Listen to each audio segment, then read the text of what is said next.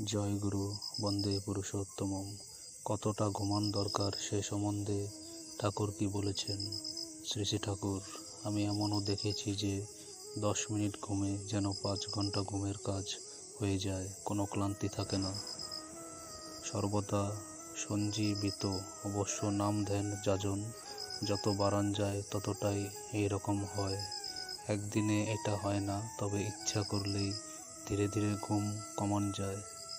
আলোচনা প্রসঙ্গে 1700 খণ্ড 1356 23/4/1989। জয় গুরু।